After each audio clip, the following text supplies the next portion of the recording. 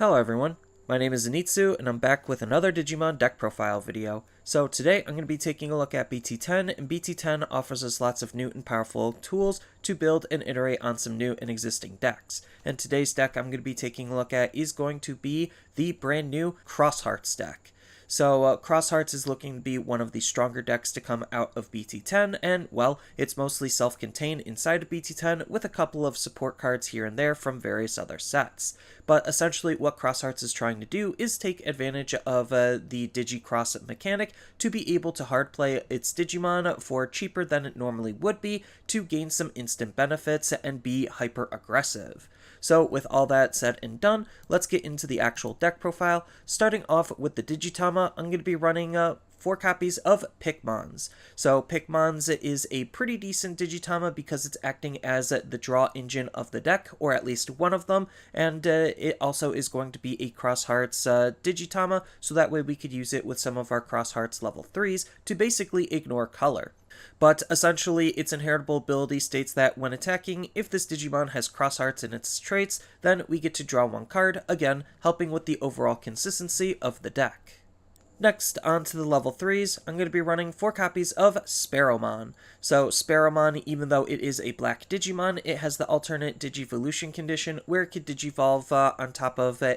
level 2 with Cross Hearts in its traits, again allowing us to use that level 2 to ignore color requirements. Then it has the Alterns ability where if we have a Digimon or Tamer in play with the Cross Hearts or Twilight traits, then this Digimon gains plus 3000 DP, which means that it's going to be a level 3 that's swinging for 5k, which is pretty strong for a level 3 Digimon to be hyper aggressive with. Then it has the on-delete ability of save for us being able to reuse it, because when it is going to be deleted, it's going to instead go underneath one of our Tamers to the bottom of its Digivolution source, so that way we could use it as material for potential Digicrosses later. And then it has a nice inheritable ability for us to use with our Digicrosses, or if you're just actually Digivolving on top of this card, where during the opponent's turn, while this Digimon has Shoutmon or Mervamon in its name, then this Digimon gains the reboot ability to be able to make our Digimon a little bit more annoying for the opponent to deal with.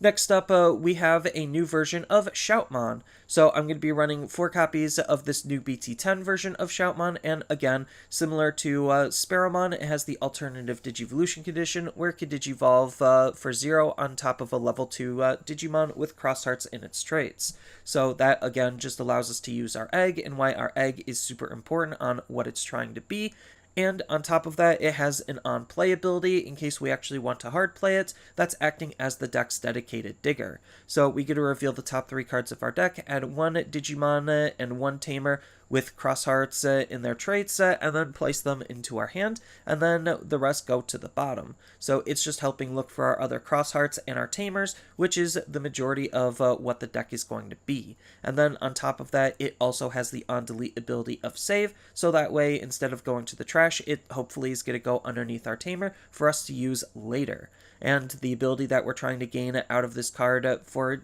Digicrossing is its inheritable ability, where during your turn, while this Digimon has Shoutmon in its name, then it gains the rush ability, so that way we could attack the turn we hard play whatever Shoutmon we're going to be using as our higher levels.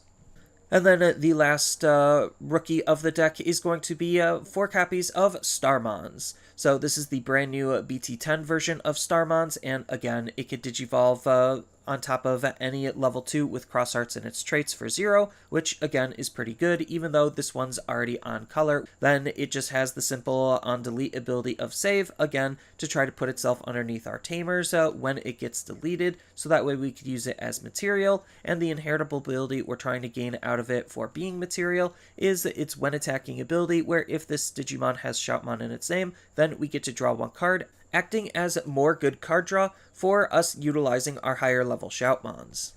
Next, on to the champions, I'm going to be running 4 copies of Ballistamon. So Ballistamon is going to be one of the main defensive cards in the deck, just because he has this nice ability where during the opponent's turn, if we have another Digimon or Tamer with Cross Hearts in its traits, then this Digimon gains the blocker ability. So he's just going to be the main card to try to chump block, and it pairs nicely with his on-delete ability of save, so that way he, like all of the other cards, has a way to be able to save himself, so that way we could use him as material for our Digicrosses later. And the ability we're trying to gain out of him for being a material is during your turn. While this Digimon has Shoutmon in its name, then it gains the piercing ability, ensuring that we're going to be dealing damage.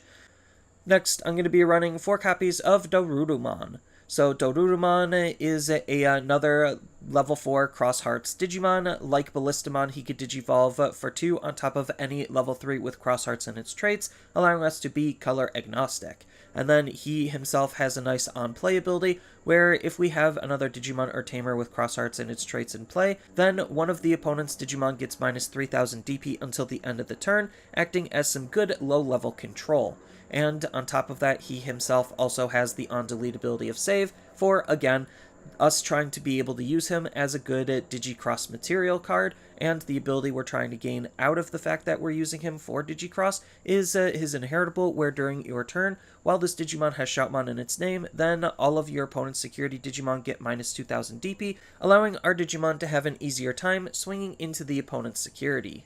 Next up, we have Shoutmon King version. So Shoutmon King version is a pretty decent card to just help synergize it with the Digicross mechanic, which is essentially what this whole deck is all about. So he has a ability where he's also going to be treated as a Shoutmon, so in case we don't have our main Shoutmon, we have at least Shoutmon King version as a nice tech one-of to help fill in some of those gaps. Then he has a nice on-play ability where we get to return 1 card with Digicross from our trash to our hand. Then when we would Digicross this turn, we get to treat this Digimon as meeting one of those Digicross requirements, so it actually can help fill out the gaps even more when we're trying to use him and we're missing some other parts and pieces. Then on top of that, he has the Material Save 1 ability, so even though he is a level 4 Shoutmon, we could feel free to want to Digivolve up onto him, just because the Material Save can save whatever we Digivolved on top of,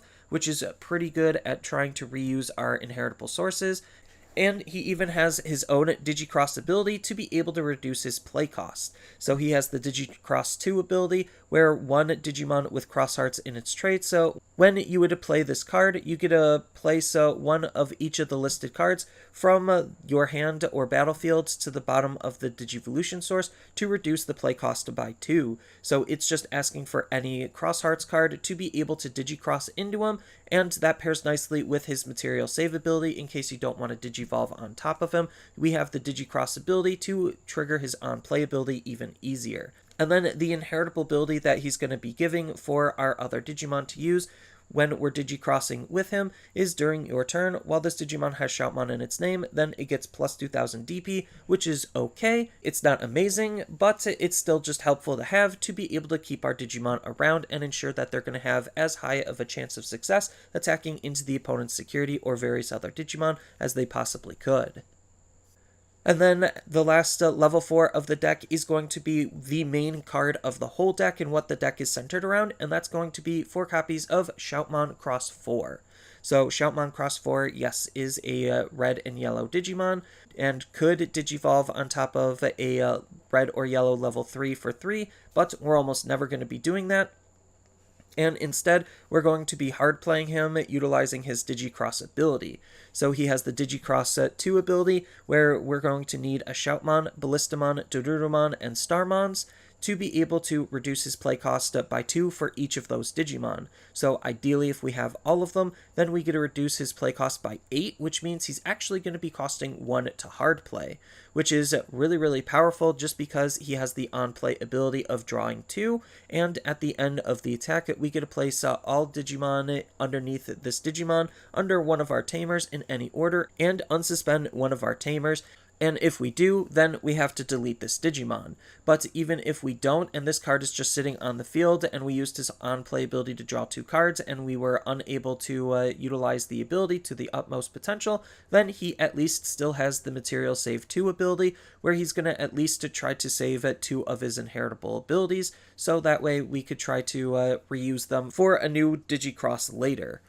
And then as far as the level 5s go, I'm going to be only running 3 copies of Shoutmon Cross 5. So Shoutmon Cross 5 is going to be the other big Shoutmon that we're going to be utilizing in the deck. It's not as important as Shout 4, but it still helps and still comes up. Just because he has natively the Security Attack +1 ability and the Blocker ability, so if we pair this up with Sparrowmon and Reboot, we could have a very aggressively defensive Digimon. Then he himself natively has the Material Save 3 ability to try to help protect some of our inheritable sources, and he has the ability to help make him even more playable by having the Digi Xros ability himself of Digi Xros 2, trying to utilize Shoutmon, Ballistamon, Dorulumon, Starmons, and Sparrowmon. So if we utilize all of those, then we get to reduce his play cost up by 10 because we're utilizing 5 different Digimon, essentially making him a free card to play, which is absolutely insane for trying to utilize a really strong level 5 Digimon.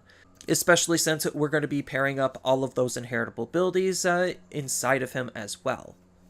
And then the last Digimon of the deck is going to be the only level 7. We don't need a level 6 in this deck because our main points of aggro is going to be off of our Shoutmon Cross 5 and Cross 4. So we're just going to be running 2 copies of Death Xmon just because he's still that insane of a card to use, especially against the mirror. So what's making this card playable inside of this deck, even though we're not digivolving into him, is the fact that he could reduce his play cost by 3 for each of the opponent's Digimon and Tamers in play. So as long as they have a decently wide field, then we could make this card cheaper and more efficient to use, and we want to use him because he has an on-play /win digivolving ability to de-digivolve 1 on all of the opponent's Digimon, and then delete all of the opponent's level 4 or lower Digimon, acting as a mini board nuke. And then he has some good recursive removal as well once he's on the field, where at the end of the opponent's turn, once per turn, we get to delete all of the opponent's Digimon with the lowest play cost, making it harder for them to keep Digimon on the field as long as Death X is on the field. And then in terms of options go, I'm just going to be running 4 copies of Sunrise Buster, so you could kind of customize the option slot based on what you feel like you want to use, but I think Sunrise Buster is absolutely an insane card for this deck to use. It's already fitting on color with the types of colors we're already playing, mostly being red and yellow, so it just is an easy option to use that also helps play our Tamers and remove the opponent's Digimon all in one card. So it has the main ability where we get to play 1 red or yellow Tamer from our hand for free, and then we get to have one of the opponent's Digimon get minus 3000 DP until the end of the turn for each red and yellow Tamer that we have in play, with the vast majority of our Tamers, well, being red and yellow. And speaking of our Tamers, next I'm going to be running 2 copies of Tai and Kari Kamiya. So this is just another red and yellow Tamer to help synergize with what the deck is trying to do. So because we are an aggro-based deck, we want to try to aggress onto the opponent as quickly as we possibly can. So that way we could try to trigger the start of turn ability, where if you have 3 or less security, then we get to gain 1 memory, and if the opponent has 3 or less security, then we also get to gain some memory for some decent memory generation, on top of the fact that its secondary ability is already doing something the deck kind of wants to do already, and that's just make sure that our Digimon have a higher chance of survival when attacking into the opponent's security. So when you attack with one of your red or yellow Digimon, then we get to suspend this Tamer to have all of the opponent's security Digimon get minus 2000 DP for the turn, ensuring that our Digimon have an even higher chance of survival. Next, I'm going to be running 2 copies of Tai Kamiya. So Tai Kamiya is going to be the deck's dedicated memory fixing Tamer, so if our memory is ever less than 3, he'll just always hard set it to 3. And then on top of that, what we're really trying to gain out of this card is his secondary ability, where all of your red Digimon with 4 or more Digivolution sources gain security attack +1. So ideally, if we do make a full stacked Shoutmon Cross 4 or Cross 5, then they're at least going to have 4 to 5 sources in their inheritable abilities, making it so that we could use them with Tai Kamiya, because they're also both part red, to be able to aggress it and hit the opponent relatively hard. Next, I'm going to be running 4 copies of Jeremy. So Jeremy is going to be the only green and /off-color Tamer, and he's still pretty decent with how the deck wants to play. so he has an on-play ability himself. Even though we won't be able to trigger this off of Sunrise Buster, that's fine, just because his on-play ability allows us to play one Ballistamon from our hand or from under one of our tamers for free, so it's just allowing us to reuse that Ballistamon, and that Ballistamon, if you don't remember, has the blocker ability, or potentially will have the blocker ability, to be able to recursively chump block some of the opponent's attacks to try to stave off some of their damage. Then, on top of that, he has a nice secondary ability where during your turn, when you play Digimon with cross hearts in its traits, you get to suspend this tamer to gain 1 memory, acting as some more memory generation for us literally playing our Digimon, which is what we're trying to do with the Digi Xros ability. Next, I'm going to be running 4 copies of Mikey. So Mikey is one of the most, if not the most important tamer in the deck to just make the deck work even better. So he is acting as another consistency tool where he has an on-play ability where we get to reveal the top 4 cards of our deck, add 1 card with cross hearts and its traits from among them into our hand, and 1 Digimon card with cross hearts from its traits under this tamer, and then return the remaining cards to the bottom of the deck in any order. So he's just already adding cards into our hand, replacing himself when we play him, on top of the fact that he's already trying to add sources underneath him to be able to use for the Digi Xros ability right away. And then he has his secondary ability where during your turn, when you would play a Digimon with the Digi Xros requirements, we get to suspend this tamer to also be able to place a card from underneath this tamer as Digivolution sources for that Digi Xros. So he's just making our Digi Xrosses more playable by being able to suspend himself and use our Digimon underneath him as material, so that way we could try to be as efficient with our cards as we possibly can. This combos especially nicely with Shoutmon X4 because Shoutmon X4 helps us draw some cards to see more cards to use, on top of the fact that Shoutmon X4 will put all of his sources underneath our Mikey and then unsuspend our Mikey, so that way we could suspend the Mikey to use all of them again to be able to replay a new Shout X4 and continue the train going, because if we have our full line with our Shout X4, then he's only going to be costing 1 to play, which makes him a super powerful aggro tool. And then the last tamer of the deck is going to be 4 copies of Angie. So Angie is acting very similar to Jeremy, where she has an on-play ability where we get to play 1 Dorulumon from our hand or underneath one of our tamers for free. So this turn we play her, we could try to use Dorulumon's ability to, well, try to DP reduce the opponent's Digimon. This combos especially nicely well with Sunrise Buster, so that way we could use Sunrise Buster to be able to play an Angie, to then have Angie to be able to play a Dorulumon, so that way it's even more DP reduction than it normally would, making Sunrise Buster even more efficient of a card to use. Then on top of that, she has a nice secondary ability, again similar to Jeremy, except instead of gaining a memory, when we play a Digimon with cross hearts, we get to suspend the tamer to draw a card instead, adding even more consistency to the deck.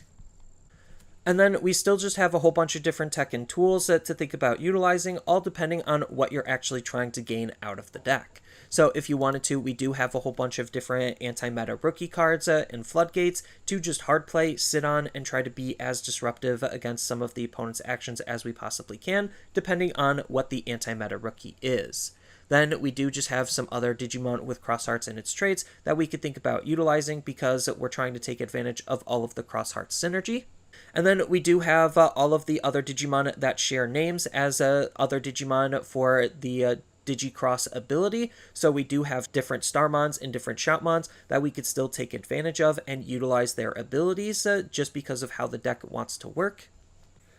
And then we do have various other level 5 Digimon that we could think about running in the form of Chimeramon. So we could try to take advantage of Chimeramon's DNA evolution ability to be extra aggressive with, just because we have ways of getting our level 4 Digimon to be on the field, and we're already playing with a whole bunch of different colors to be able to turn all of Chimeramon's abilities online relatively easily. Then if you wanted to run a level 6 for the deck, then we have Black War Greymon as one of the best level 6s that we could use, just because his Digiburst 2 ability allows us to unsuspend this Digimon, so that way we could swing with our Shout Cross 5, and then Digivolve into a Black War Greymon, and then be able to utilize all of the inheritable sources that Shout 5 had, because they're all useless to Black War Greymon, to make some extra follow-up swings with. But if you wanted to use a level 6 that's a little bit more on theme, then we do have Beelzemon as a Cross Hearts level 6 for us to utilize, and this opens the door for us to utilize all of the Shout B cards, so we could think about incorporating Shout 4B and Shout 5B inside of the deck because we're going to be wanting to use Beelzemon. Then we do have a whole bunch of different utility type options for us to utilize. So if we want to gain some extra instant memory, we do have cards like Blinding Light and Gravity Crush to just help us gain that extra tempo to be able to make more powerful plays possible. Or if you're just looking to draw some extra cards for something rather cheap, then we do have Fireball to be able to help draw us 2 cards or delete one of the opponent's Digimon with 3000 DP or less. Or we have Hero of the Sky to be able to give one of our Cross Hearts cards a Security Attack +1, or draw 2 cards, or if we just have a Shout 5 already on the field, then we get both effects. Then speaking of removal, we have Crimson Blaze as a really good removal option to think about for dealing with wide fields, on top of stopping the opponent from playing their Digimon by card effects, which is the main intended purpose on what we're trying to gain out of the card, on top of it being able to reduce its own play cost, which is just making the card super efficient to use. But if you want something more hard removal for larger body Digimon, we have a whole bunch of different removal cards for green, yellow, and red that we could try to take advantage of. Then we do have memory boosts also, just because memory boosts are generically good, with reinforcing memory boost being one of the best memory boosts that we have to also help recover us to keep us in the game a little bit longer. Then we still have access to a whole bunch of different tamers to think about utilizing, so one of the best alternative memory fixing tamers is going to be Christopher, just because Christopher is adding blue, so it gives us the ability to run some blue cards, on top of the fact that Christopher also is allowing us to be able to use our Digimon underneath our tamers, similar to how Mikey is being used, so that way we could Digicross even more efficiently. Or you could just run a whole bunch of generic different tamers, all depending on what you actually want to be using, but there's still just a wide plethora of different tamers that all could synergize with how the deck wants to function in various different colors. But for the most part, this is just my interpretation on a Cross Hearts deck, and I think this is going to be one of the stronger decks to come out in BT10, if not the strongest deck to come out in BT10, and there's still room for customization inside of this deck to be able to handle various different metas and face off against various different decks. So that's all I really have for this video. As always, feel free to tell me your thoughts down in the comments below, and down in the description below are a couple of different ways you could support me and the channel. So I do have a TCG Player affiliate link, so when you use that link to buy cards off of TCG Player, then some of that money will go to supporting me and the channel. I also do make and sell playmats over on Overcard Gamers on Facebook, so when you buy a playmat with my design, then some of that money will also go to help supporting me and the channel. And on top of all of that, I do have a Twitch account over on twitch.tv/Zenitsu, so giving me a follow and a subscription also helps support me there, and I do play Digimon on top of various other games on that platform as well. So thank you everyone for watching, and as always, don't forget to like, share, and subscribe for more content, and I'll see you in the next video.